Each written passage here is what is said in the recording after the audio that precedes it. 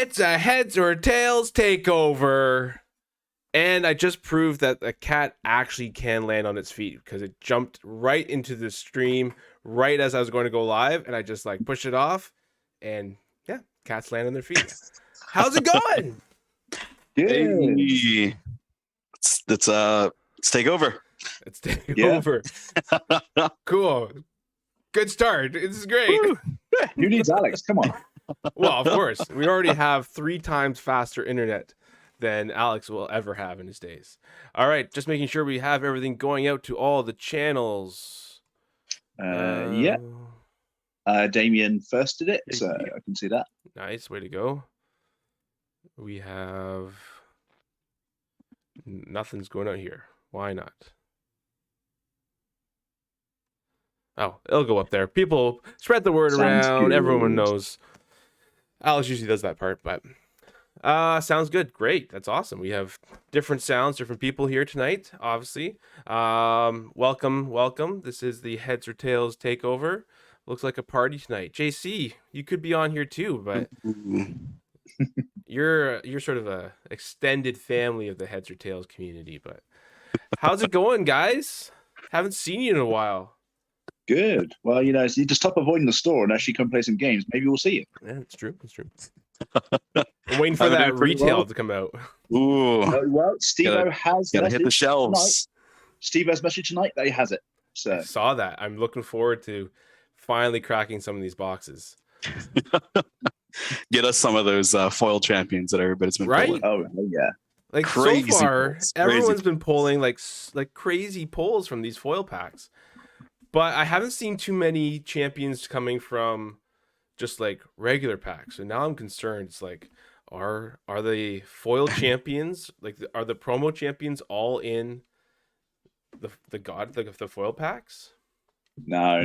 I think because that's what I thought when it was with Safar and with the old Iblis. But I know that that Sid confirmed that wasn't the case. So. We have JC pulled himself a God pack. As an employee, he has to donate that to me, right? That's how the rules work. Yeah, so, you pass it down, don't you? Pass it down, yeah, pass it down. Speaking of secret rares, someone already... Well, we've seen one, right? We saw the 2 of 2. Mm-hmm. Proteus. Another one still out there hiding. Yeah. It was posted up on the fan server. You can see that art. It's gorgeous. Oh, it's lovely, yeah. It's Damien art. I haven't played Proteus. Have you played Proteus? Anyone here know about Proteus? Nope. Not a clue. Not a clue. Steve-O's already stocking JC's full pack. Yep, that makes sense. It's on par. Yeah, Proteus, I think one of the big things, the artwork was really cool. Like, I know it was a foil and you kind of got like a weird camera angle, not to get the full detail, but it looks like we got some sort of either something new, some sort of weird creature or something different. Like, it kind of like the closest thing we were saying before the stream was kind of like core. Maybe there's something in line with core or something, but we don't see too many people with horns coming out of their head. Also, with stuff like alternate arts, it's hard to just use the normal color, the color ideas for the color identities for the different factions. So it could be in any of them, to be honest. It does have a bit of a green tint, but you never know. Again, that could just be the foil. Could be just the foil. But you're right. That could be an alternate of the actual champion that might be, coming down. If you had seen the Iblis secret before you'd seen Iblis, what would you think of that? What would you think that character is?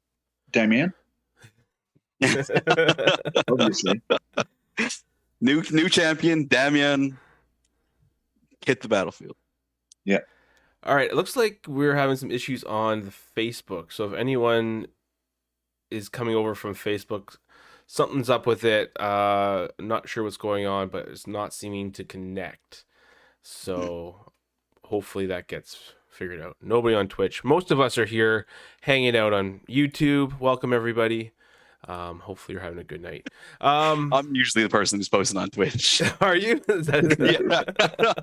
Representing Twitch. Oh, yes. So, okay, let me ask you guys, how do you feel about like these secret rares, right? So we've all played other games that have different rarities in them and stuff, but these secret rares that we've seen so far are distinct artworks or distinct versions of champions. Safar was one that, we could be in the next set. We don't have a champion for that, right? Now this Proteus is coming in a set that's also, there's no version of that actual. We don't really know the text of that card, either of those cards. What do you think of that? I think it's cool. I think it's a great way to draw excitement. Mm. And again, you could do there's avenues on theory crafting of what you think it is, depending on what it is, what you'd like to see the card as, and obviously you get to be the person who goes, "Yeah, I got it right. I guessed it. It's all right. It's all me." So I think it's just a great way of kind of, showing that the future of the game is in safe hands. That that you've got some fun things and exciting things to look forward to. Right. Yeah, it adds in a fair amount of chase. Right. I didn't even think of it, but when I made my Iblis deck, I didn't even use my secret rare. I should have used my secret rare.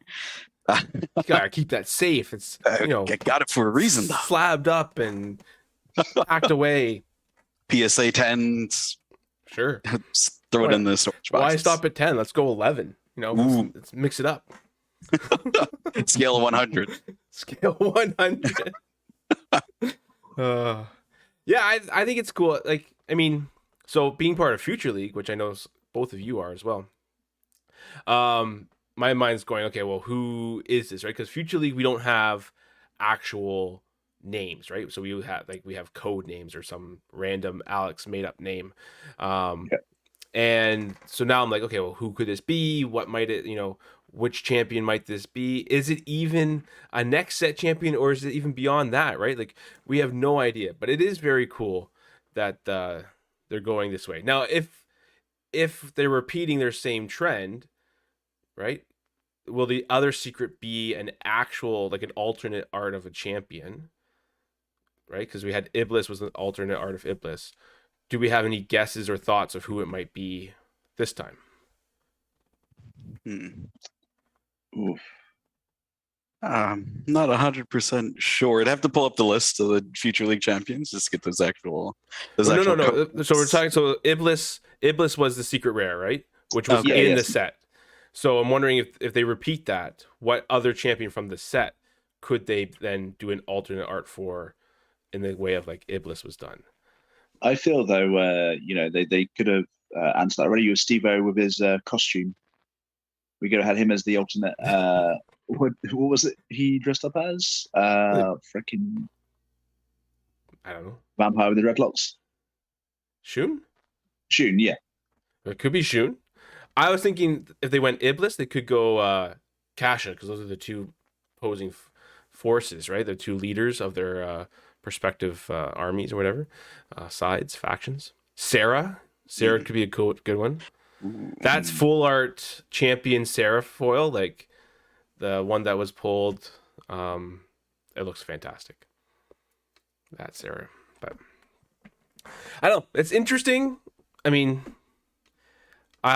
secret rares are always fun things to get, but sometimes they can be really difficult to get. Still haven't pulled one myself. Yeah, neither have I. I've used my prowess to get my own copies of these cards. Actually, for an idea, what I'd like to see is actually if they did one that was one of the initial 12 champions. Ooh, even going back further. Yeah. That would be really sick. Secret Malik. Done the same way, just facing the opposite direction. The text is backwards. Yeah. So what have you guys been playing? You guys been practicing for the championship, or you guys been playing, having fun? I think a bit of both, really. I think mostly I've gone down and I've decided exactly what champion I'm bringing. So I've just been kind of getting a load of games with that, making sure I familiarize myself with the deck. And so last year when I played Kuhn, I kind of did the same thing. I picked my champion early, and I just kept working at making sure I knew every possibility and every kind of way that I could play and all the advantages. And yeah, I'm kind of doing that right now with this champion. So yeah, that's definitely recommended, right? Know your ins and outs. Have you settled on your sideboard for it? Mostly there is a bit of wiggle room. There is 2 7s and 3 6s I need to have a think about in what direction I want to go, just because the deck, little tweaks. Just little tweaks, just because the deck it does enough damage that I don't need to kind of shift into further damage, and it's got a decent amount of protection as well. So it's hard to think of a way of diversifying the deck and supporting it without kind of like turning that into more of a way of transforming the deck, but keeping it more as a way of just citing stuff in to help me against certain matchups. But again, I think that's the more games I play, the more I'll be experienced, the more I'll be able to see the limitations of my own deck. So Jeff's calling you out, saying that I think Yan means the original 13 champions, not 12. Ooh. He's always a stickler for the Oni.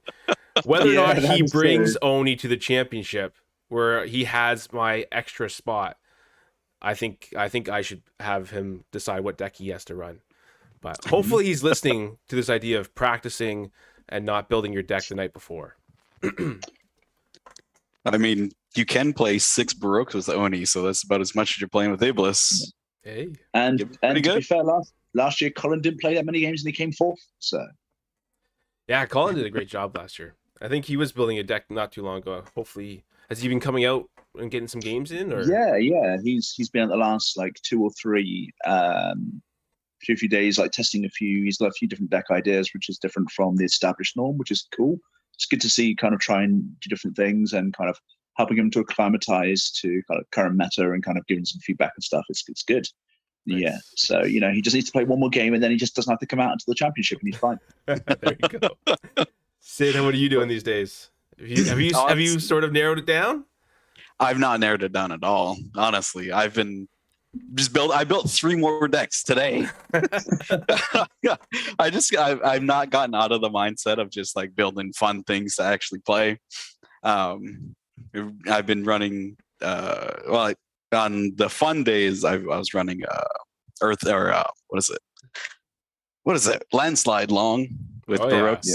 That was decent, not terrible, but not great. He's downplaying it. That's a secret deck. That's what he's bringing, everybody. I can play 3, and nothing else. I've been putting in some hours on like a Control Kun mashup, with some extra damage. It's not been going great, honestly. Yeah, might try something else. Yeah. And I haven't decided yet either. Like I'm still wrestling with the 4 that I have. And the one is still, I want to play so bad, but I just know that it's the worst decision I could ever make. But I would have so much fun going down in like a blaze of glory. But so we'll see. Think the of other how 3 good it would be if you took it though. Oh, it would be amazing, but I would be like I would be angry and frustrated the whole day, and I would not I don't know if I want to do that, right? I want to have some fun and be able to relax. But the one thing I think though this year, as much as I knew going into last year's championship and what I was expecting, and to be honest, I was wrong about a few things. There's not sort of that. Well, there is that one deck that could, really just like be very, everyone could be playing that one deck, right? And it's because it's a very strong deck. It works, very efficiently. Whether or not they want to play that way, it's up to them, right?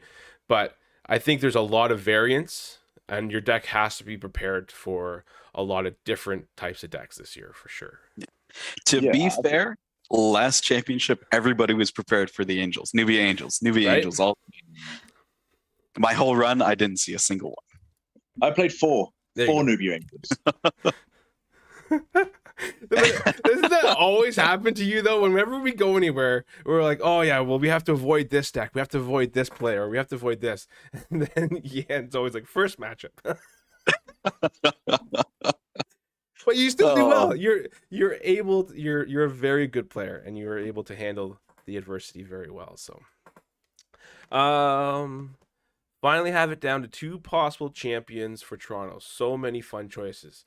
Well, that's good because we are going to run through all the champions from our perspective, and hopefully yours is not on the bottom. And if it is, life choices. Life choices. Oh. We also had Scheming Skeleton coming in here, sneaking in, trying to get his voice heard. Yeah, we see you, Jordan. Just let someone else do a stream for once. What were you going to say, Ian? Yeah, I just say, just because you have a bad champion doesn't mean that your deck concept might be able to push it up or push it in a different direction. That's very true. Very true. We do know there are some champions that have, made surprise moves in like, let's say, Odara. Where in other ones where we think, that could be very good, just haven't panned out to a level that are just like effective consistently, like a Malik or even a Shun, I would say I've determined is just not consistent enough. But maybe that's just because of the situation that we're in with the meta. So yeah, I think the good thing about diversity is that I think that with a lot of the championships that were streamed and stuff, there's so many different examples of so many different deck types. So I feel that the meta is going to be so much more diverse in the championship because, again, not only does it match individual playstyle, but there'll be certain things that that real appeal to you as a player and stuff like that. And again, like it's still, even though there's variance, it's still a skill-based game. And if you can find a different edge or a different way, or do something in a way that people that haven't seen before, you can catch people out, and you can have a good hit. Like, I think a good example of that was last year with Ruben's core deck. I think nobody saw that, and no one was prepared for that, and kind of he was able to push his way all the way up until just fight for first place. So it definitely can still happen. Oh, for sure. I think they're trying to figure out what those decks are is a bit of a challenge, but I think it was just Core just had the right moment, the right time, I think, and everyone was worried about the Nubia, and Core was just able to capitalize on some of those same things. But I've seen nothing from Core this year. No, any of these champions, like any of these circuits. So who knows? Anytime I try to make a Core deck, it always feels like there's some integral piece that's missing. Yeah. Just extra little something that you would need to be able to be pushed into that higher tier. Every time I make a Core deck, I'm like, well, I could just have my play Bazin and have my Chrono Walkers on diagonals. Yeah, and that's 100% better.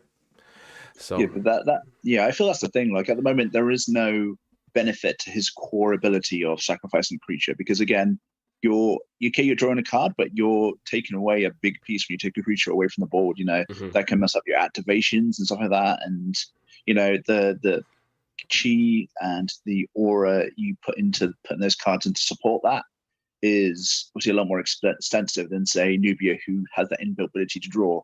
It just it's having the extra steps and not having cards that support that outside of a very kind of set amount of cards. I think that's the thing that limits him.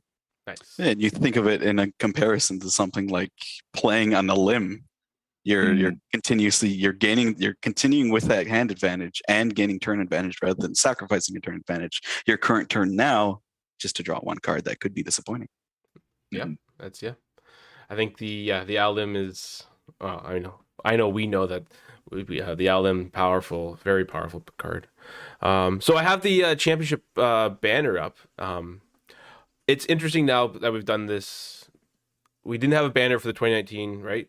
So the 2021 championship, we had a banner, and Core was in that banner, and it was sort of like this like underlining story, like, oh, maybe the banner sort of had like this prediction of potentially, right? So keeping along with some fun with that. So in this one we have Kun, which I think was in the last year's as well, was he not? I thought he was in the same the far back position. Yeah, I think he was. Yeah. So now he's up front.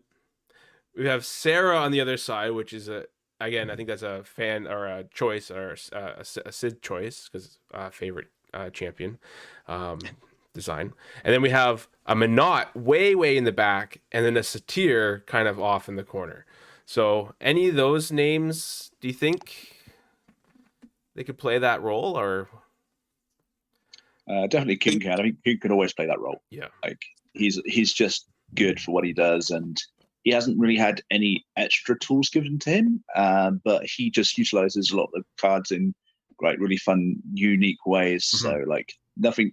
So he still remains really strong. I feel, in my opinion.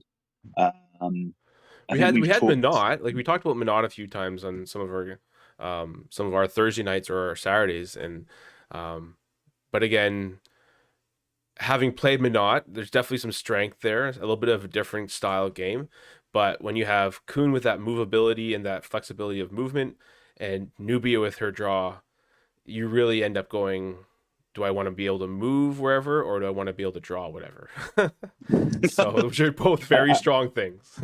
Yeah. I played her a lot myself, and I played her in that. And I think, as you said, I feel like she is a replacement for Raha in the way that she works. But again, her ability is okay. The ice blocks are interesting in a tactical format, but with the prevalence of being able to place, it kind of negates a lot of that utility. So, and also with the game being so quick now, you can't, unless you're going to spend a lot on it to spam out and try to lock them down for a turn. It doesn't really. You could be using that or that chi to be doing more stuff with more things. So. Definitely a fun champion. Definitely a lot of like tactical gameplay is very good. But Sid, what are your thoughts? Any thoughts? Honestly, I think with wait, am I muted? No, I think with the right run, Satir could definitely take it. There's a lot of strength in the builds that she can run. Just the natural power of summons and getting free actual guaranteed turns on a summon that you bring in, rather than getting everything wiped out by AoE every turn. It actually That's very true. Definitely shows you the strength of playing summons. Yeah. There's definitely been a lot of great summons added to the pool. We're still seeing the bolt shots, the tsunamis, the chrono walkers from the Axon Bellum group. So we haven't really seen anything replace those. I mean, Kuhn did come out sort of very early in Origins with the rope tornadoes, but I think people have adapted and found ways around that. We did have Electric Storm come out, but I still see, even in a lot of the Alta builds, I still see the Tsunami as the go-to versus the Electric Storm, which is very interesting. And we don't really have a replacement for Bolt Shot. Yes, Psychic Blast, but it's not really quite the same. 50 burn breaks. I haven't tried that deck. That's come and hit me, I guess, as much as you can. I dare you. I've seen a lot of people who have been saying that Ariel's dead because of the Electrical Storm existing, but I don't see people playing the Electrical Storm. I think Ariel would still have that strength. Like, I know, and the cast ability summons. I still see people playing Infernal Ghoul over the Earthmane Cub.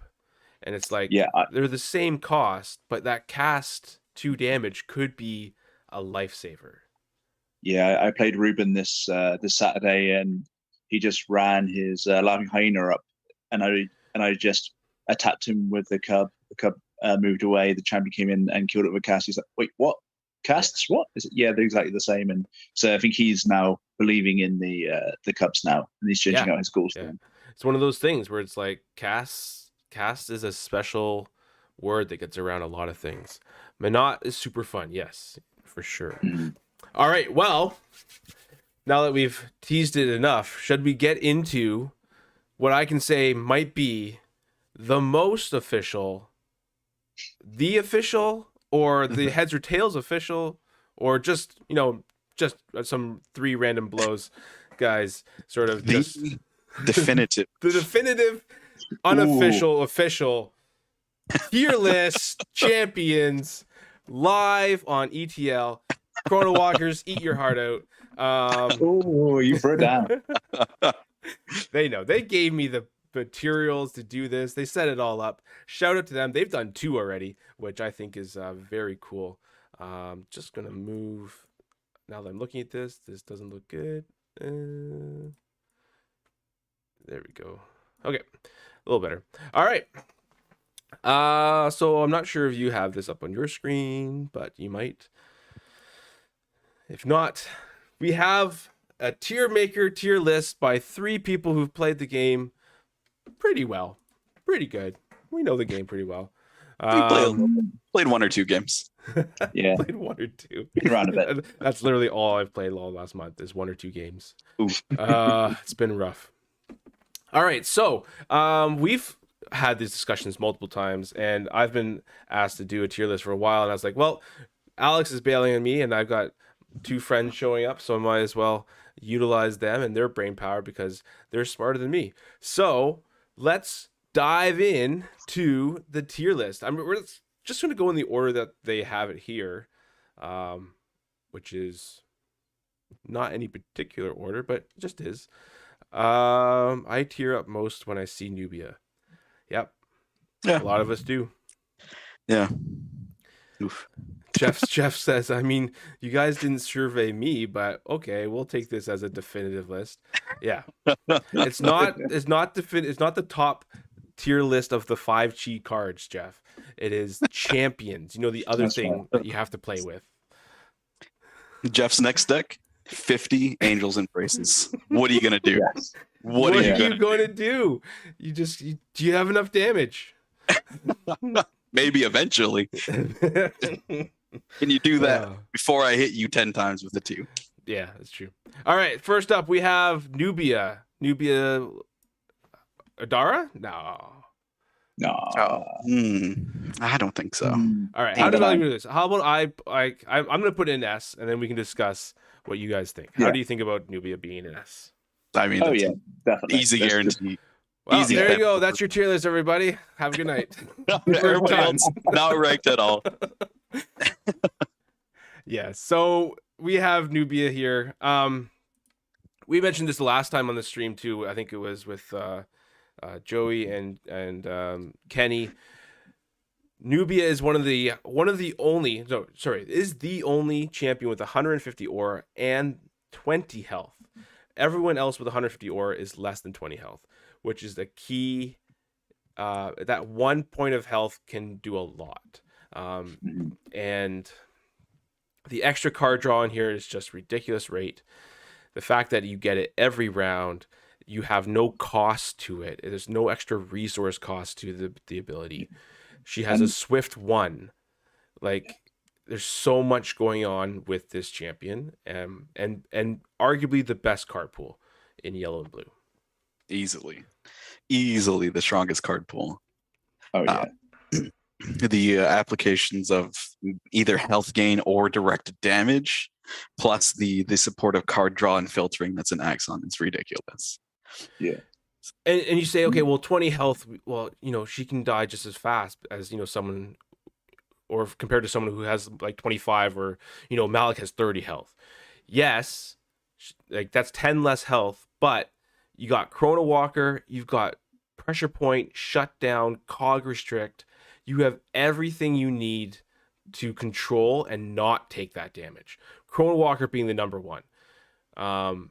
I'm not sure if I was the first one to showcase it, but I definitely did showcase it. I think well at the Dragon World Champion circuit is that you Chrono Walker Idris's fireballs every time you can, and you will gain advantage on the board and be able to survive that damage, because she's missing that 6-7 damage, and then you're up close, you're moving and positioning yourself better.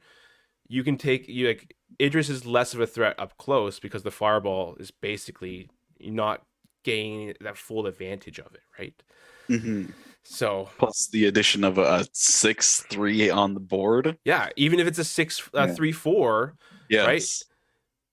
Again, Idris isn't going to keep fireballing it, which means it's going to live longer and potentially get chip damage in. So that's definitely. Chrono Walker is another whole story. If we had a Chrono Walker, a tier list for summons, Chrono Walker would be top of the S tier for sure. Easily. All right, Alta. I've played some decks. I do like Alta. That extra range is really cool. I'm going to throw Alta in A to start off with.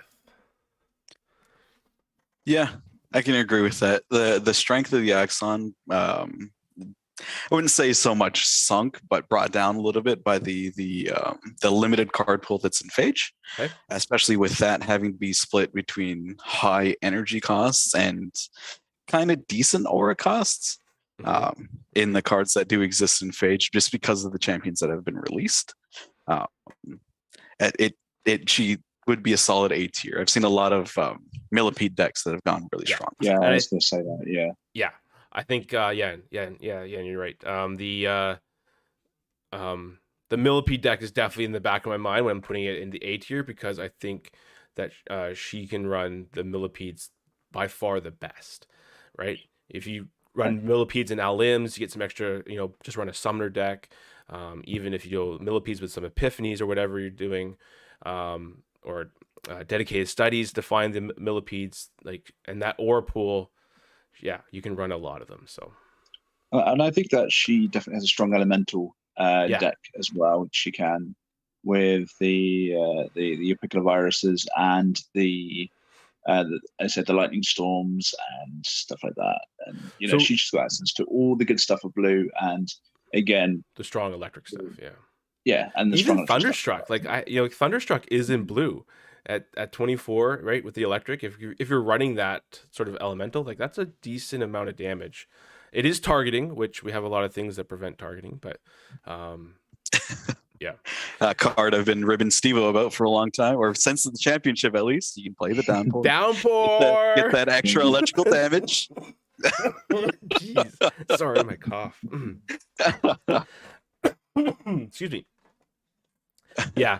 So the big question though is, do you run the Tsunami or the Electrical Storm? And I've run the Tsunami and had a lot of success, and I've run the Electrical Storm. And again, if you're in that sort of elemental thing, I think that sort of decides for you. But so an A tier.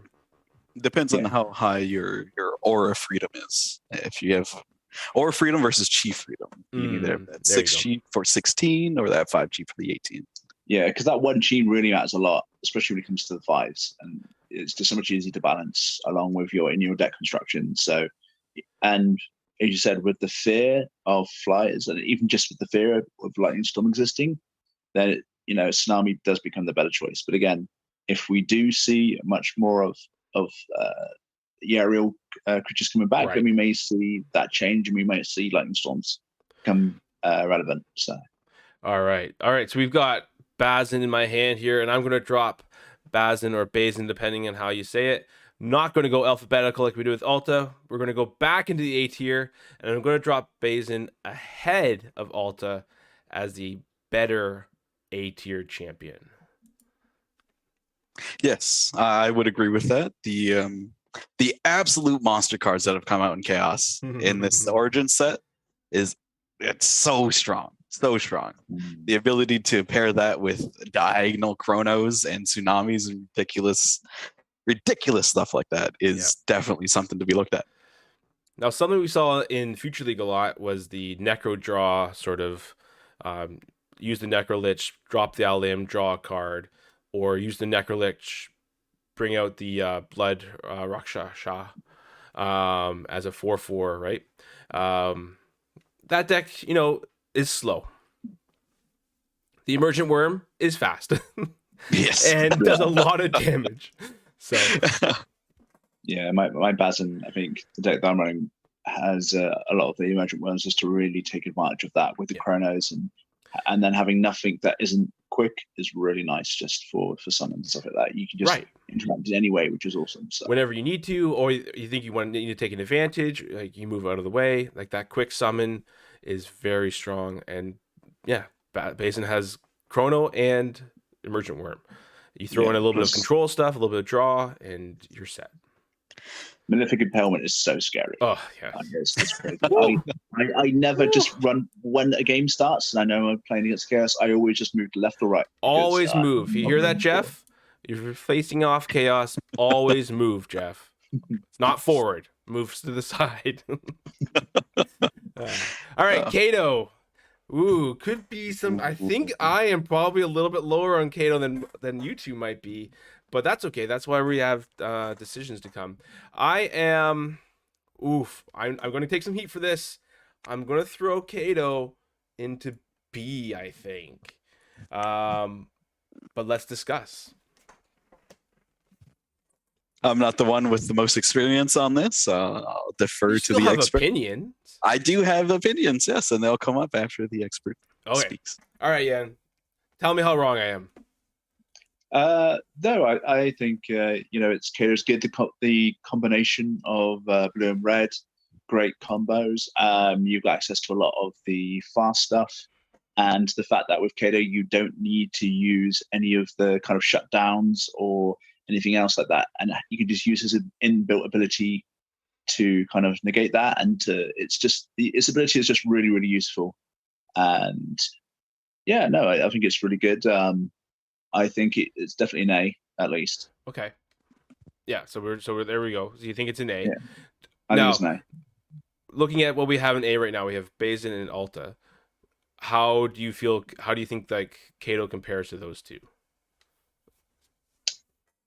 I feel kind of it would be definitely ahead of Alta, just because again, with Phage being so limited in the cards, like in the card selection environment, like gotcha. I feel obviously red has Thymos has been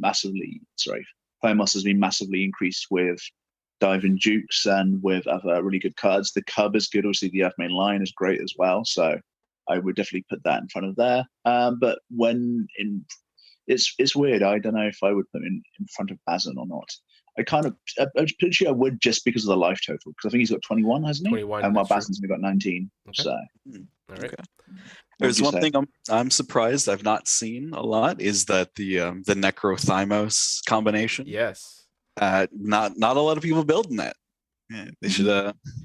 Definitely a good thing to look into.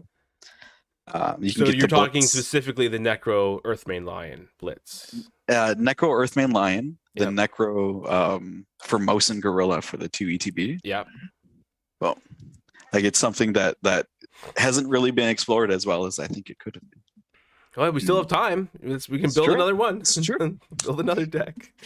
Yeah, I think. Okay, you know what? I think. I'm going to take my lumps. I'm going to make my changes here because this is our tier list, and I think I was a little bit too harsh on the red blue. I think you're right.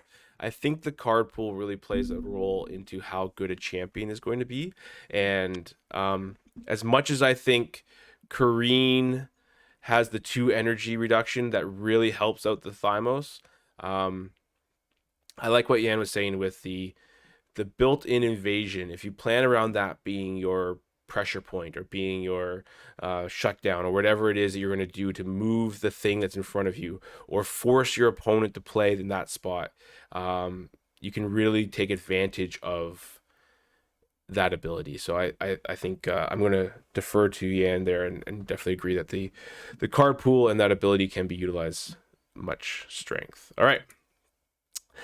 Next up is Erica. Now, I'm a fan of Erica, so I'm going to set aside my bias, and I'm going to drop Erica into the... I'm going to drop Erica in the B. It's a tough. Top of C, bottom of B. Let's go top of C. We can always adjust it later if we have to. Okay. We've seen a lot of the strength come out of the Thymos and Bellum combination, but some of that is buoyed by high energy cards, which Erica can't really take advantage of a lot. Mm-hmm. Yeah.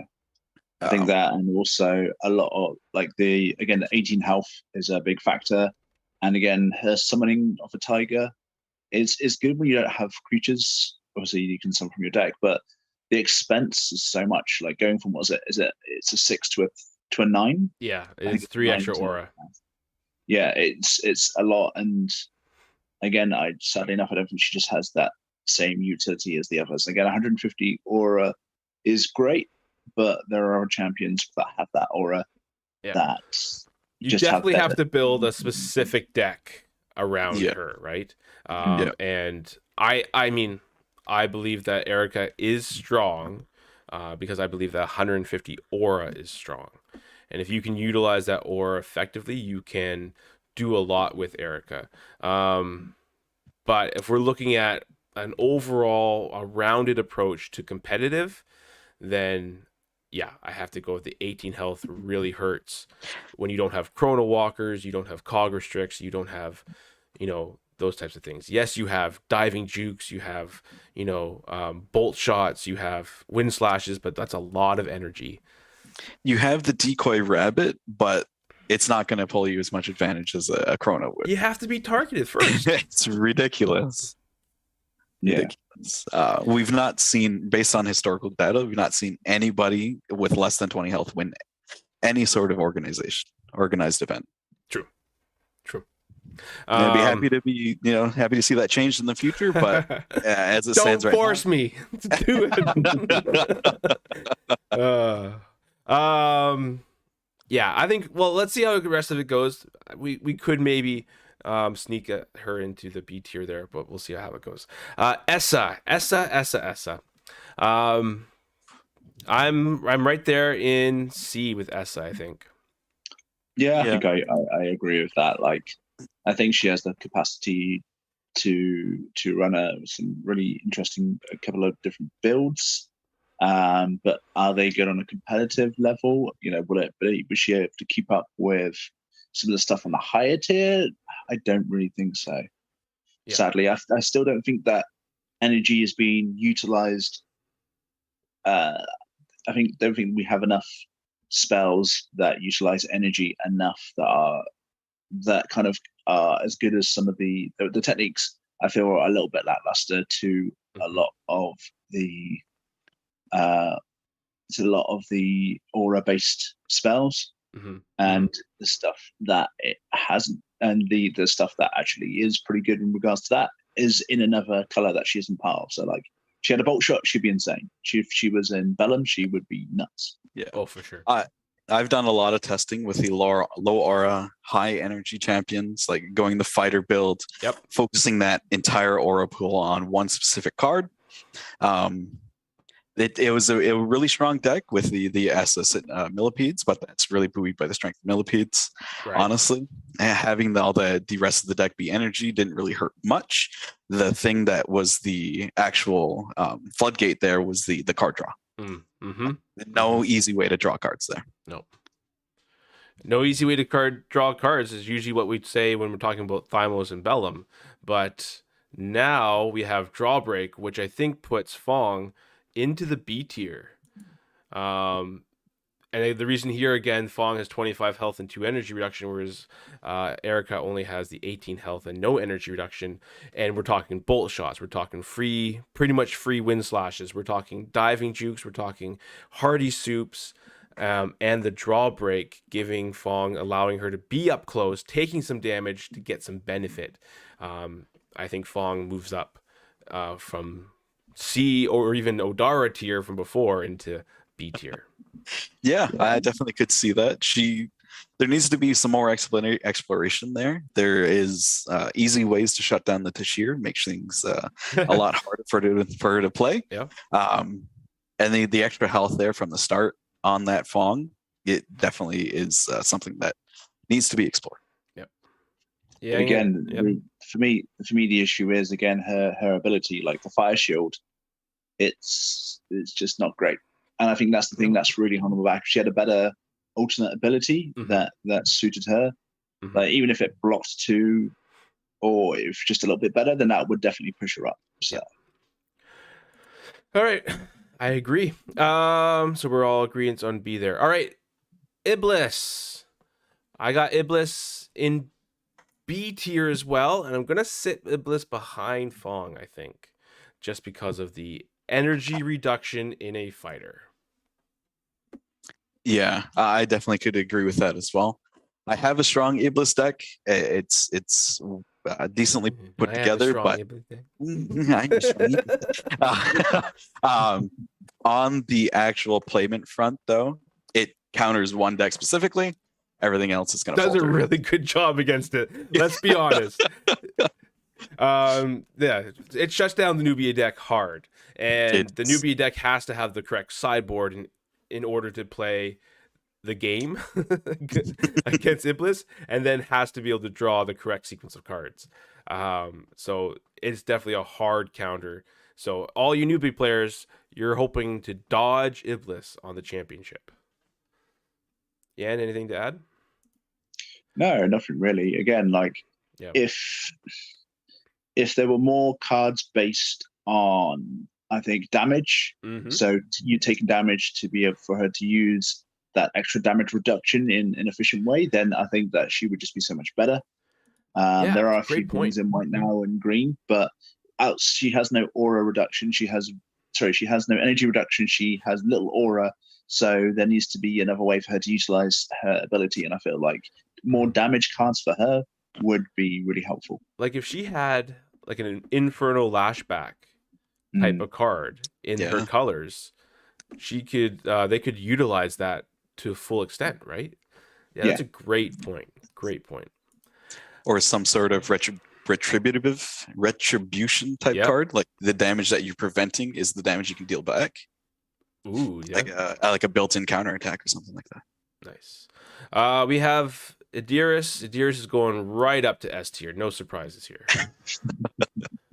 We don't have to spend too much time. It's Fireball, it's Brooks, it's the whole 9 yards. 25 health. Everything. It's 125 health. Yeah. Yeah.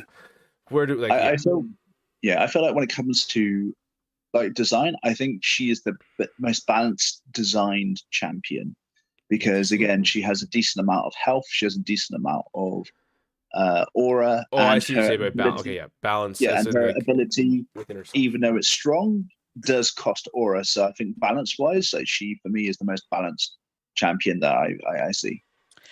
Honestly, I would take the stance that she's balanced stat-wise, but the ability is overtuned. Balance when you compare it to others. Yes. But when it comes to the fact that her ability does cost her resources, means that it's ability that's strong, but it still goes with the core concept of your champion getting weaker as it goes throughout the fight of the game. Like, fair. I feel when it comes to the core design of the game, she's the most balanced when it comes to that. All right. I guess the big debate is: do we leave Idris or Nubia as the top spot of the S tier? I think it has to be Nubia. I think it has to be Nubia. Nubia too. Card draw is king. Yeah. Yes, card draw is king. And the card draw is compounded. That's the thing. You just get more and more and more advantage on it. It is an exponential growth as you're seeing more of your deck. Your deck can also be more varied. You can have more versatile options to actually take part and dodge other things. Yeah. All right. Kasha. I haven't spent a lot of time with Kasha. I mean, I do love these colors, but I'm going to have to throw. I think we're in C tier. I think we're above Essa, below Erica. I could see that. Honestly, I haven't seen a Kasha that could beat my Essa deck. Ooh, okay. Okay. Yeah, I would like to see that put together. But I'd have to put together the Essa deck again. We'll play in our heads. Yes. No, I think Kasha's ability is strong. The reduction of damage is great because we'll see in Bellum as well as Chaos, there are a lot of cards that do damage to you. So to negate that is pretty good. And she's got decent aura in that. I just think that it in itself just doesn't do enough to give her any sort of advantage in the game, really. And the fact that she has a low health total and her drain isn't action speed as well. Okay, yeah, you're convincing me. Okay, below Essa. Are we talking Odara tier then? No. That was my initial thought when I was thinking. Wow. Of it, honestly, but the mix of the card pool that we haven't seen yet before Origins is something that would keep her out of there. Yeah. I think Bellum Chaos is really strong. Okay. We'll go bottom of C tier. Yep. Kendra. Oh, man, this is a rough patch here, guys. I'm gonna put Kendra. I think after what you just said, I think I don't know. I think maybe Kendra's the same as Kasha in the same spot, like bottom of C. Yeah. But she has access to blue though. Like, does that automatically put her up a tier? I wouldn't think so, because in that same thought, why wouldn't you just play Bazin? Yeah. Okay. Yeah. Okay. Yes. True. If we start doing that, though, then everything will be. That's true. It all goes out of. Yeah, but I do think Bazin is probably, and Kendra, I think, is the most direct replacement, feels like, almost for a champion. Like, I know that people say that about Fong and Tashir, but they definitely still have different roles in what they do. So definitely, I agree there. I think there is more card space to be explored in the control aspect, and if there were some way to gain that advantage in playing Kendra versus the Bazin, you could actually see her move up quite a bit. So control isn't as strong as it could be. So I really thought the prison deck was going to become a thing, but I don't think people either are sleeping on it or are too afraid to, because it is sort of combo-y, you're too afraid to kind of go for it in a competitive setting. But when it works, it works. However, we do know that certain champions, Kun being very prevalent, Kato being very strong, have built-in ways to get around that. So, but it was an interesting deck, definitely leading up to Origins.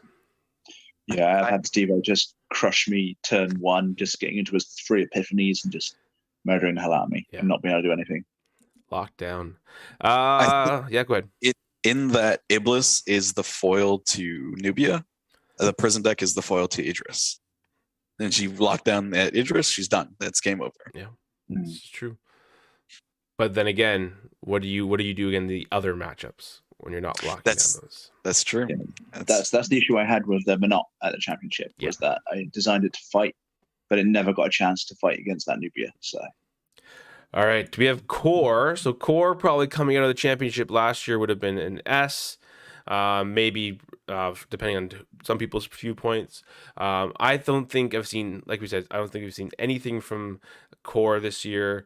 Bazin is, pretty much just a better replacement. So I'm dropping Core above Iblis, but below Fong in B tier. That's a place where I was thinking as well, like mid to high B tier.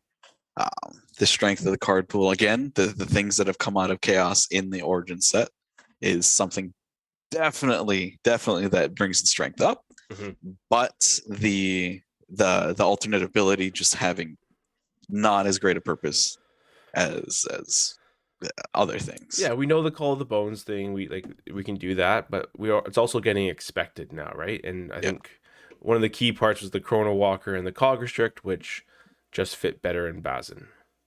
Yeah, anything to add? No, I think it's fine. I think it feels like that's the tier your champions are if they don't have maybe the most easiest to use or the most expansive ability. And again, as we spoke, Core doesn't really, it's hard to utilize his ability really well every turn. So that's a great point. We could just pause here, right? Like S tier in my mind is, decks that are super consistent, can win championships. Anyone can play them and do well. And if you're really good at them, if you've mastered them, then you should win, right? That's sort of the S tier. A tier is a good player or someone who knows the deck really well will go very far and be very disruptive in the championship or in the circuit events. A player just brand new getting handed the deck might struggle with it, but could probably have enough power and enough know-how with the game, could probably power through that. B tier is that skill tier, right? In my mind, where it's like they are the third tier, right? 1, 2, 3 down. But, if you really had a deck that you knew really well, and you knew what you were going up against, you could squeak out some wins or do, play a very strong game and have a good day and do well. Oh yeah, totally. And then C is sort of like, you're getting lucky, you're just had the right matchups, and Mm-hmm. And Odara tier, completely unsalvageable. See, I'm not sure I actually have anything in the Odara tier, even Odara, but we'll see. Mm-hmm. And is that sort of in line with what you guys are thinking when you're thinking S, Yeah, A, B, C? I think. Yeah, no, I agree. I think that's how I see it. Yeah, I think because I don't think from our perspective, and we play a lot, and we play each other a lot, and we see a lot of decks, and we push each other a lot. We know that there are decks from C tier that can do really well. Right? You have a good game, you have a good matchup, you can win. Yeah. We also know that you could turn your mind off and play an S tier deck, and you'll also win. Right? It's just a matter of how much you want it, right? Yeah, I remember that night at Heads or Tails. You handed me the Nubia burst, and I was just like, okay. Then you just start throwing decks at it, and I was just like, okay, all right, I'm just gonna wait here. It just actively blank my mind, and eventually, okay, all right, do you have a response? And no, you're dead. Do you remember what your record was that night? Dude, it was like 15-1. Yeah. 16 games. It was 15-1. And then one. Yeah. Yeah. When you went there, I think Sid passed that down to me, and I just threw everything I had on it. It just broke against it. It was just so strong. So strong. All right. Kun. S. Yeah. I think I'm an S as well. I'm on the bottom of S though. I would have been higher up earlier. I don't know why. There's nothing that says there. Like, part of me is still like, well, maybe we do want that movement and that dash ability, that flight. But I think there's enough good summons that can outlast and be a real pain in the butt to sort of Kun these days, right? Infernal Crawlers, Cackling Scavengers, Millipedes, Firing Crocs, all of these, upper end, top end summons can really hurt Kun really fast. And we know that Kun falters when he gets surrounded. Yeah, definitely. If it's a race, those summons are just going to beat him out, because if they can get in the position to actually keep him away and then make him waste his resources, he's just going to lose. Easy peasy. Yeah, and I think with the prevalence now of a lot more summons now with higher damage outputs, it's a lot easier to do that and to push him away and to keep him far away. And again, if we were to compare it with the Nubia Burst versus the Kun Burst, it doesn't matter how quick you are with Kun. That those extra cards doing that extra damage in that one go, that's all that matters. That's what you need to really go off and do one touch. That 40 aura could be 2 extra Chrono Walkers or 2 extra Tsunamis, right? It's that 40 aura is actually a lot when looking in that mirror matchup in those colors, right? So, especially if you're thinking in that 1-to-1 comparison, like the Nubia burst versus the Kun burst. Nubia can stay back and gather her hand. As soon as Kun tries to push in, she's going to respond and just wipe him off the forces of the board. Kun's downfall is he has to come to you. Right? Yes. He will have to come to you. And if you're playing against Kun, you should know that, and that you should change your strategy, knowing that Kun is coming at you. And then one of the best things to do is just stand right in front of him so that he can never use his double dash or his dash moves to get to your side. Stand in front, take your lumps, be prepared for it, and respond back in kind, right? All right, Long. I'm going to throw Long into B tier, and B tier, I'm actually putting Long above Core, right beside his sister in B tier. I'm putting Fong a little higher just because the energy reduction, I think, is pretty good in Thymos these days. Yeah, in the sense that you take the comparison of Erica being full summoner with that high aura and that lower health, you balance that seesaw, you get a higher health with a lower aura. The long summoner deck is really strong and really fun to play. With the right pilot, it can definitely go really far. It's slow. At the end of the day, it's slow. It is slow. And the game is fast. The game is fast. Yeah, have you played Long much or not really? Not really, no. I've obviously played against you and Steve and that a lot against Long. And yeah, it just seems to be very slow again. Like it's not like the advantage you get is massive. And again, eventually you do win out in a war of attrition.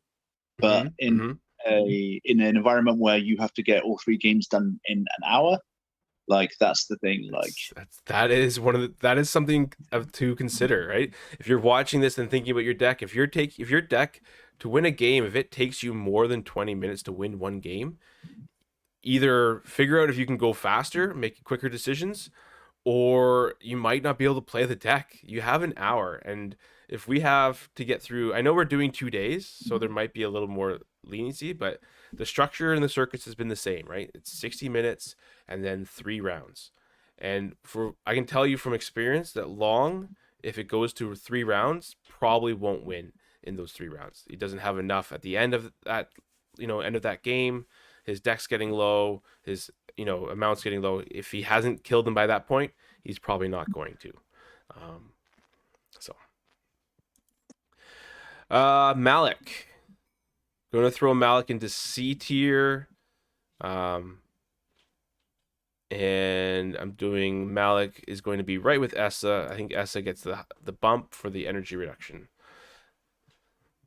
Yeah, I think that's about right. I think I have seen it played a couple of times with the gigantic rabbits, and that's quite scary if it can section you off. Though again, if you can get past the rabbits, then you do all right. But if not, the rabbits do give you a good kicking.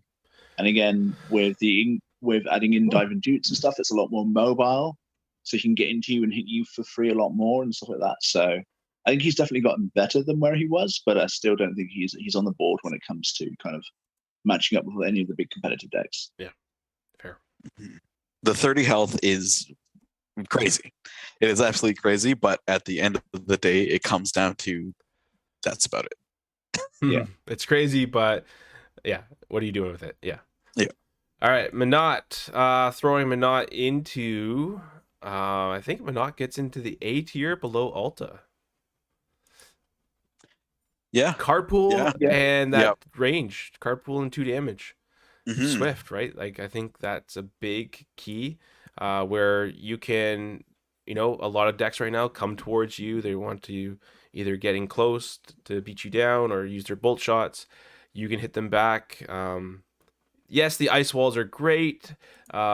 Using them all the time, probably not, but using them occasionally or in the right instances, I think is good. But here, a lot of this is carpool. Carpool. Carpool is very strong. Yeah, you've probably had more experience than me with Minot. Do you think Kato, Alta, Minot sort of makes sense to you? Yeah, I think probably Minot would be in front of Alta, just because she has access to better colors. Okay, fair. I like it. Good interpretation. Odara. I know we had the top 8. I still think it was a fluke. Odara goes in the Odara tier. Sorry, Odara. Yeah, I think there's a lot more champions that can do what she does, but just better. And I think the Dragon World circuit, just because, yes, it was a top 8 finish by Odara. I think the player is a phenomenal player who is a fantastic addition to our community, and really someone who I'm looking forward to seeing what they bring and what they do in the championship. And yeah, I think he plays a tactical game very, very well. I think he would have gone further if his deck had an Idris in it. But he likes Odara, and he liked that. He wanted that choice, and all the power to him. Ben, you're an awesome player, and I'm super excited to see how far you go in the championship. So, let's move on. Kareen. So we've got Kato in A. I'm going to put Kareen in B, and I'm going to throw Kareen. How does this sound? Above Fong in the B tier. Yeah. No, I agree. I think Kareen's, again, great color combination. Though the issue I feel like is that her special ability kind of, both the different parts counter each other. So obviously if you're discarding a creature, you gain its attack and you gain its range. If you use a spell, obviously you gain its range. But I feel like if you try to build a deck with both of those in mind, then there's going to be times where the utilities kind of, they can screw over each other. So I feel like when it comes to that, you need to either go more creature heavy to use the different attacks, or go more spell heavy to use the different sort of awarenesses. So for me personally, I like throwing away a Tsunami to get that six. Turn one, discard a Tsunami. Yeah. I think she's I think that ability, the blue and red card pool, the fact that you can have that huge awareness so quick, I think it's adding the 2 energy reduction to Axon is really strong. It's really scary. The only thing that holds it back is that lower life. 20. All right, Raha. Man, card pool here really plays a lot into this, but I'm gonna go bottom of B tier, I think, with Raha. I think below Iblis, just because of that card pool. I think the card pool pulls Raha out of C. I think I'm gonna make Jess Knight go. No, it should be S. Should be S tier. There you go. That's a controversial choice for you, Jeff.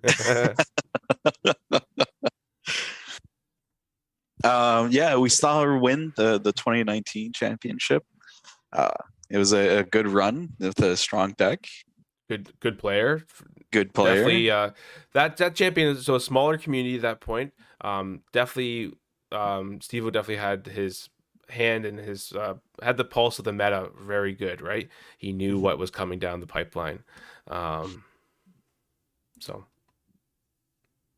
we have our first criticism. We're thinking that it's unfair to put Adara into the Adara tier if Kendra is not in the Adara tier for the same reason that we have Bazin and Core. What do we think? Should we remove and elevate Odara from that tier and put her on the bottom of C, which is just one step up? Or should we not be easily swayed by the chat? It all depends. You guys feel like being slaves to the masses, or we're gonna leave it there right now and not make it resolute. Future Sid, Yan, and Will's decision. We'll have to come to that. I will refute it right now. The reason why I feel like Kendra is bigger, because again, she's an Axon, so that automatically makes it so much better. Even though she is currently replaced by Bazin, her ability to discard might be something that might be built on in the future. You don't really see much built on in the future when it comes to Adara. And again, her stats, she's got 150 aura, which is great. So, And chat says, how many top 8s does Kendra have? Ooh. Shots fired. All right. Speaking of Axon and Chaos, Rain, who was once thought to be the most broken champion in the game, has disappeared altogether. By the way, your camera's gone, Will. What's that? Your camera's gone. My camera's gone. What happened? You seen that, Sid? Is that I see just a little person icon. Yep. Oh, I guess that's the stream. 1 second. So somebody's got to replace Alex's tech issues, and I'm glad it was Will rather than me.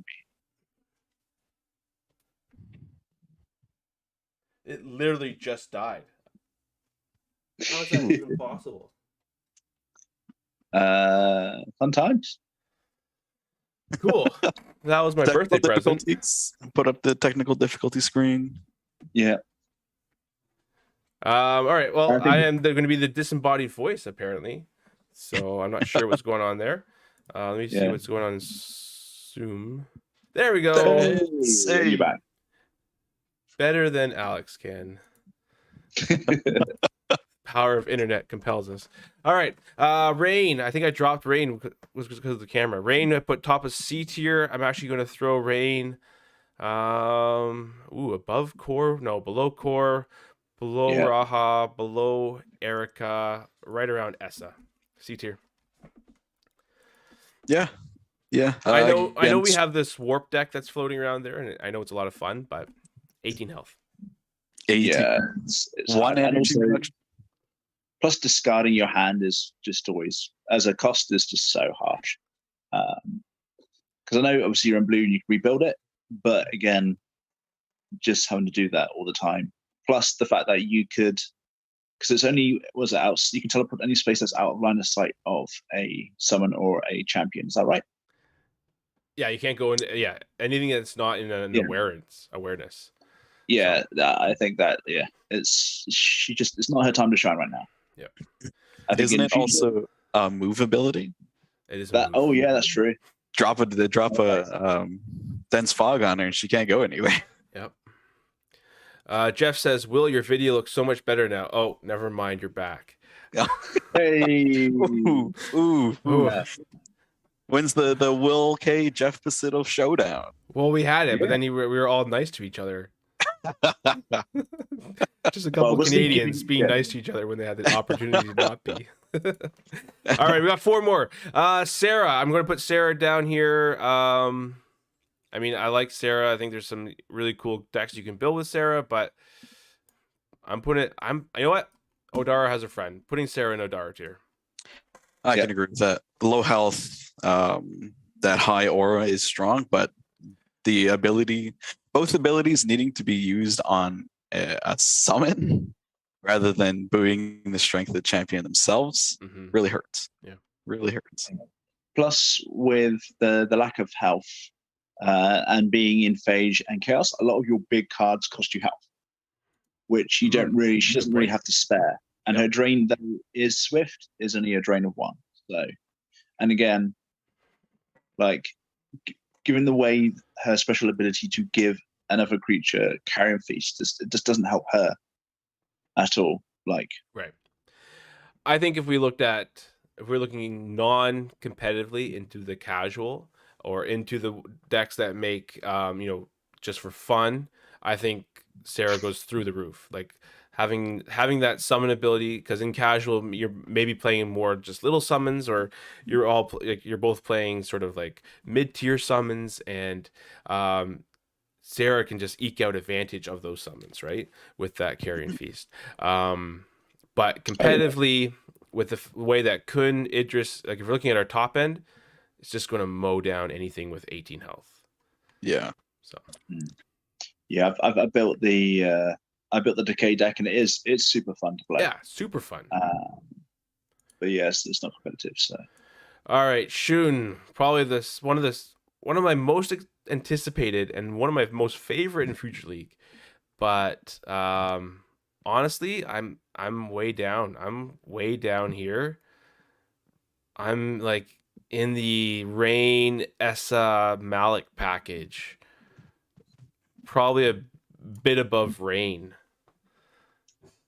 I think it's B tier. I think the drain for 2 is great. Being able to attack for 3, and the awareness is really good. And he's in colors. They are in colors that allows them to move around quickly. And I definitely think it's above C. I think it's end of B. I definitely don't think Kendra's better than. Yeah. Okay. Sid, what do you got? I was actually just thinking about it. If you reframe the 3 attack into something like Malik, where you're paying 1 health and hitting for 3, because if you're not using your turn to grab any sort of life gain, you can reframe your thinking on that to actually just if meeting the same position as that Malik attack. Interesting. But as a Swift. But still, I do think personally I would put them in the C tier. Maybe that 1 B tier opinion would bring them up a little bit more. The strength of Thymos and Chaos with the 2 energy reduction is pretty strong, but that guaranteed you're going to lose 1 health unless you have some way of gaining your life, some way of avoiding that. Really brings them down. Actually, I definitely agree with that. Just because of I can see games or turns where you're going to be on 1 health and you're about to win, but then you don't have the card you need, and then you just take that 1 life and die. So I'm going to throw it up in. I think you brought up some good points, both of you. I think the awareness, the card pool, I think it puts it into the bottom of the B tier, and yeah, that constant health drain. You have to be building your deck a specific way. But I think if you took the time to do that, you don't lose that health as often as you think, unless you're having a bad game. And sometimes you have bad games, and that's going to happen. Yeah. But the rabbit suit really helps, and again, it's the best 3G card definitely in Dinos. Oh yeah. All right, Satyr. I'm going to throw Satyr. I'm probably biased with Satyr. I would almost put bottom of S, but I'm going to put top of A. Ooh. Interesting. Mm-hmm. I definitely agree it's A. And then sorry, no, if it's top of A though. Fair. That's fair. It is, as you said before, it is like the reverse Nubia. Yes, without the chrono walkers and the and the card pool. She has. It's a tough one, right? It is. You need the right deck. I can concede to Bazin and having sort of a Kato Satyr, sort of like a tie in second place on A tier. Again, for card pool and color and that freaking chrono walker. Yeah, Satyr is really strong. When I had first seen her, I didn't think she was going to be as fundamentally strong as she is. But actually seeing deck builds put together, we worked together on the Dash deck. Yep. That is amazing. I love that deck so much. Yeah, it was definitely a deck that I think I definitely didn't have it on the forefront, but as soon as you mentioned Dash and just going all in on the Dash, I was like, well, this could definitely be something then. And that was a fun stream that we were able to get. Steve-O was in there putting in some input, right? I'm not sure if Yan, you're in that stream or not, but it was definitely made something unique and pretty cool. So yeah, I don't think it was, but yeah. And then a summon's weakest turn is always the turn that it comes out. Being able to mitigate that by to actually throw it down on the board right at the end of the turn and drawing another card after that is I like it. It is really good. Yeah, it'd be amazing. Right build. Okay, we have Tashir, and the final spot goes to I'd say A. Yeah. Mm-hmm. Now, card pool wise, we have the bolt shots, we have a lot of damage, we have a lot of movement. Are we thinking above Kato? Below Kato? Above Satyr? Above Bazin? I would be of the opinion that she's not above Satyr. I would like to see the Kato versus Tashir mashup to see which ones would come out on top more consistently. They do run the Tigers fairly well. Yeah. But again, I guess it comes down. Yep, go ahead. Sorry. Again, the issue we have is that awareness. There are times if you can be outmaneuvered or if you be pushed into a corner, it's so hard to get out of. So hard. And I think we have the blue, right? We got A is dominated by a lot of blue champions. And that's Chrono Walkers, that's Alims, that's Dedicated Studies, that's all these things. So I'm going to drop it into range with Minot underneath the Kato, I think. Again, I don't like having... Okay, so let's talk about Dense Fog and how everyone's thing is, I'll just play Dense Fog against Tashir, and then Tashir can't go anywhere. Yes, do it. No one has. That's what it comes down to, right? No one has done it yet. It's like the Electrical Storm versus the Aerial. Do it. I'm going to play an Angel deck. You play Electrical Storms. Let's see who wins. I did play a game where another Tashir was using the Dense Fog, and that was a weird game. But you got things that help you get around you with that. You've got other summon that will allow you to move and fill in that gap. Jumps and leaps, they also allow you to move quite quickly with that. Yeah. And there are ways to get about. And again, I feel like dense fog is just it's as bad as for you than it is for others. There isn't enough to negate dense fog for it to not be a pain in the ass for the person who uses it right now. Right. Mm-hmm. Unless you're facing, well, Idris can't run dense fog, or you're facing the Nubia with angels and stone protectors that happens to be running dense fog at the same time.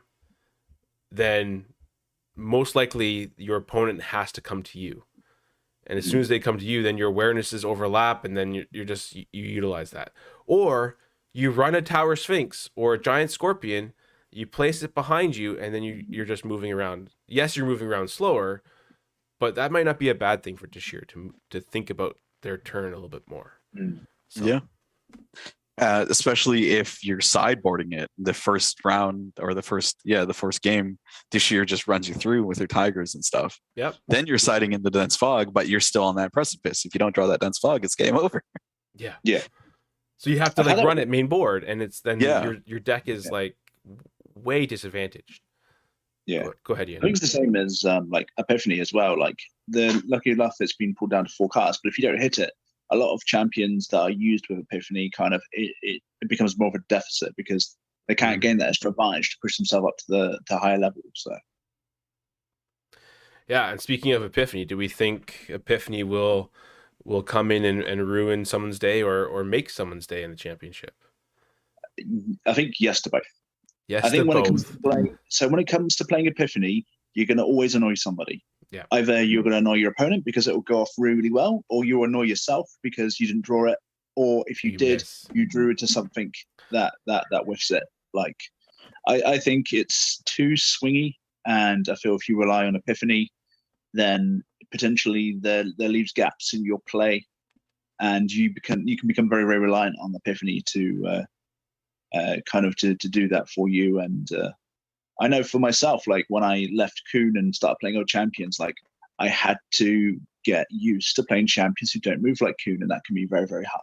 So, yeah, I think it's a good point, right? Like I don't think any of us play Epiphany in any of our decks that we're taking seriously, and if we do, it's usually when we're starting out and we're trying to test some other card that we want to see more often in the testing phase. But it's always one of the things that, if it is in our decks, then either one of us would be like, you got to take that out. Or if you took that out, like, what else can we fit inside this deck to make it more consistent, then make it more swingy?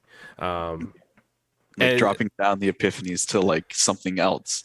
You're in blue anyway. It's dropping them down to Chronos and bringing up your bottom end. You get so much more free space. So much more free space. And unfortunately, that means that, Epiphany will always exist. It will always be in the back of my mind. Yes, I could lose this. I could be kicked out of the championship because of Epiphany. And that is an annoying feeling to have to deal with. And you said it really well, that when Epiphany gets played, either one person is super happy and one person is super pissed, or both players are pissed, right? Because, so I don't like it for the health of the game. That's a different story. We don't have time to get into that discussion. More importantly, looking at our tier list, I think we did a pretty good job. I don't know how close it is to Chrono Walkers. They've done 2. This is only 1. Also, I really enjoyed doing this with you guys tonight. It was a good chat. We should maybe do our own podcast. Oh, that's true. Yeah. That's definitely an idea. We'll call it the Walkers Chrono. Yeah, that's I don't like it. No, well, maybe. Who knows? If you start seeing us popping up together, you know that we really actually did enjoy this, and that wasn't just for the content. Okay, before we go, we've already gone long because Alex isn't here and he can't tell me when to stop. So, championship from our tier list, we have. Let's just go from A's and S's. Top 2 picks from A's and S to be in the championship finals. Finals? Ooh. We're not saying we're going to have mirror matchup Nubia versus Nubia, because that will be the worst championship finals to watch. That'd be terrible. I'd love to see Nubia versus Satir. Nubia versus Satir, or Tashir? Sorry. Oh Satir. no, okay, Satir. Oh yeah, sorry. I was thinking. Honestly, I want to see an Idris versus Satir. Idris versus Satir. All right, there you go, folks. That's from the two winningest people in this podcast, as Alex would probably put it, because I don't win anything.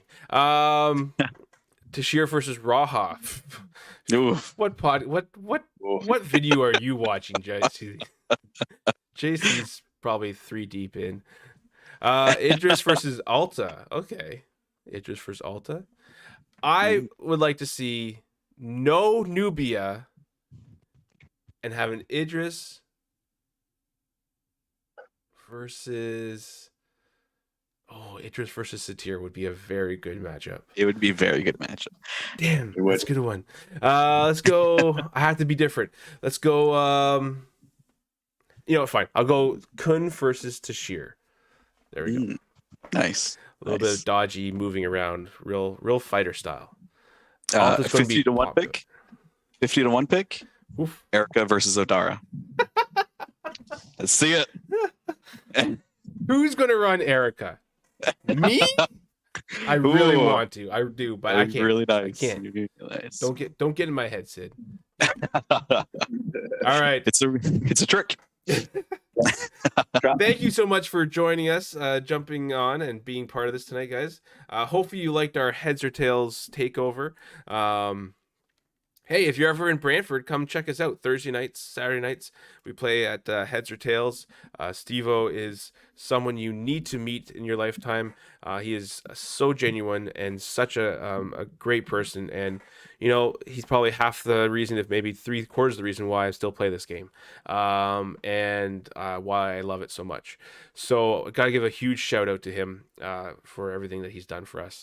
Huge shout out. He brought me into this game. He tutored me on the times that I would just show up to the store with a brand new deck, and it was just like, let's play it out. Yeah. Surprisingly, my first deck was a core, and it was terrible. Then I came back with Nubia. My first deck was Erica. Hey, Erica I remember that. Hey. That was good times. Yeah, that's good. Yeah, no, Steve-O is amazing. He has a great selection in Genesis and in singles and stuff like that. And again, he's just a nice guy and he's a great friend. So. None of you see non-S tier champions in the finals exclusively. I think it's one of those 3, Steve. Like, I think one of those 3 goes all the way, because there's going to be so many of those out there that they have the best chance, percentage-wise. From the A tier ones, like a Kato, a Tashir, a Satir, a Bazin, like those 4 could be a lot. Have really good runs. Excuse me. Yeah, and to answer Damien's question, it's gonna be Sid. I'm gonna always see him first game regardless. Well, Sid is the champion, right? I think he's always the one that you don't want to see. Yeah, well, no, just because of the way we play in any game, we're always matched up like first or second. It's gonna happen. I'll be scared if I'm facing Jeff, because I don't know what he's gonna bring, and if I lose to it, it's gonna haunt me forever. He's gonna drop down first turn, quicksand. What are you gonna do? What am I going to do? I'll be like, okay, well, I got 60 minutes here, Jeff. So why don't you decide what you want to do? Nicest guys in Genesis, way better than Will. Oh, jeez. All right, Forbes will come down this Saturday. Oh, that's gonna be fun. Forbes takeover. Oh, better make sure I'm there for that. It's November. It is all in on test and making sure we're pushing for the championship. Or are you guys going to hide your championship decks away? I don't know. I think last time we were down, we represented quite well. So we'll see. True. There's a lot more people, and the competition's gone up a lot. So yeah. Forbes has a great group, and they did really well at Dragon World. Dragon World has great people playing there as well. We got news communities popping up everywhere. We've got the Germans are coming for us. We've got the Americans are coming for us. Yeah, the English can be bothered. So. Sorry. I want to address a comment that was posted quite a while ago by did we miss something? ZW42. Yes. He said that he hadn't chosen his champion yet, and it was very disheartening. I just want to let you know, I built my Kun deck about 2 weeks before the championship. Yeah. I was doing testing. I hadn't chosen that until about 2 weeks before. I was kicking your ass. I repeatedly don't be disheartening. You just chose the same champion as me. Yeah, but he went with the substrikes. Ugh. That's right. What a guy. All right. Well, I think we got newbie nights on Saturdays. Watch out for those. We have other events going on, different communities that you can get involved with. And we have the championship in 18 days. It's going to be coming around very, very quickly. Championships in Toronto. Hopefully we see a bunch of you there. I'm excited to just hang out with everybody, meet a whole bunch of people, and play Genesis for a couple days straight. Yeah. It threw it for a whole day. It gets really tiring, and we're going to be out there, going to be winning. We're going to be winning. I'm happy it's 2 days. I'm happy it's 2 days. It's going to be fun. I took the Monday off too, so I'm good. So I'm good for the weekend to hopefully enjoy the whole time. I heard Ben's coming down. He's buying everybody beer. So, ooh, cool. Good to know. Honestly, I got the message that Ben was coming down. He's buying us all steaks. Oh, yeah, steaks. That's amazing. Well, there's 3 nights. There's Friday night, Saturday night, Sunday night. Ben's got us on lock. We're good. we still owe Ben sushi when he ran off from us at Anime North. Anyways, this is divulging into our podcast, which will be coming out later. All right, thank you so much, guys, for hanging out. Thank you guys who are still here. There's still 10, 11, 12 of you still here.